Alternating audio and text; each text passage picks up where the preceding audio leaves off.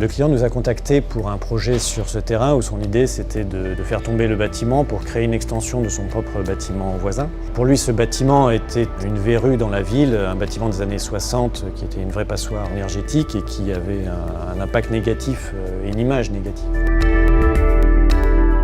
En explorant tous les possibles, on s'est rendu compte qu'il était peut-être plus profitable de réexploiter ce bâtiment et d'en conserver notamment la structure pour en faire un projet plus ambitieux.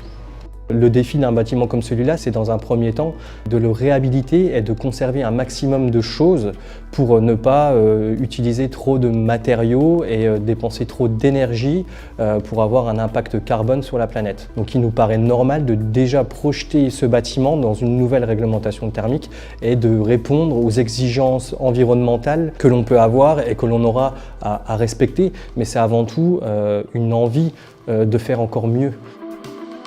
On a pensé une façade en conséquence qui était évidemment extrêmement performante en termes d'isolation, mais qui aussi était pensée par rapport à cette orientation du soleil pour qu'on ait à la fois une entrée de lumière et une protection au soleil aux heures où il est le plus pénalisant. On modélise ces aspects pour voir quel est l'impact et quel est le ressenti à l'intérieur du bâtiment.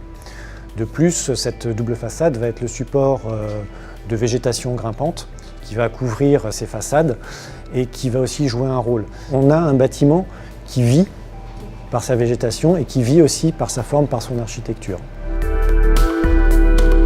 Aujourd'hui, le BIM est très facilement utilisable sur des bâtiments neufs, sur des bâtiments avec un contexte assez libre.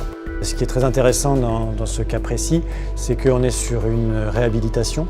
Donc on doit évidemment au millimètre près connaître le contexte, la structure, comment elle est faite, comment elle est dimensionnée. Et donc justement, l'intérêt du scan, ça va nous permettre de faire le lien entre les deux.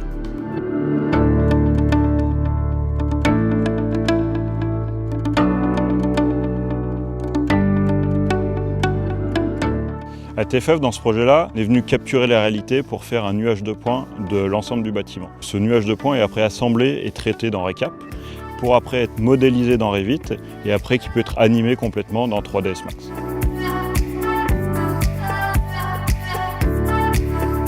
The customer had a point cloud survey done of the building. This data was given to us raw. We've gone through the process of integrating that data into RECAP, to registering that data from the individual scan locations into a single point cloud.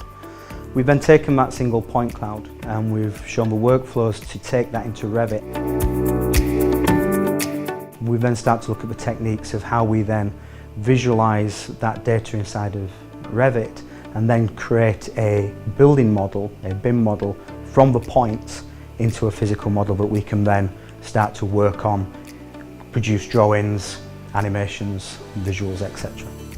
Autodesk Services Marketplace nous accompagne dans ce projet et nous a permis de nous mettre en connexion avec plusieurs prestataires qui nous sont très utiles sur ce projet, puisqu'on va avoir tout un scan 3D du bâtiment qui va nous permettre de modéliser le bâtiment dans son intégralité et de communiquer avec tous les prestataires et toute l'équipe de maîtrise d'œuvre et de conception au travers d'un outil BIM et de maîtriser l'intervention de tout à chacun sur cette maquette numérique. Autodesk Service Marketplace permet au client de trouver le bon prestataire de service par rapport à ses besoins, par rapport à un projet. Marketplace helps people search for companies like ours, Greytech, who offer the services and support that the clients need. By customizing that training for a particular project, we can target the particular areas and the particular problems that they're going to face with the software and give them long-lasting help and advice on how to overcome that problem.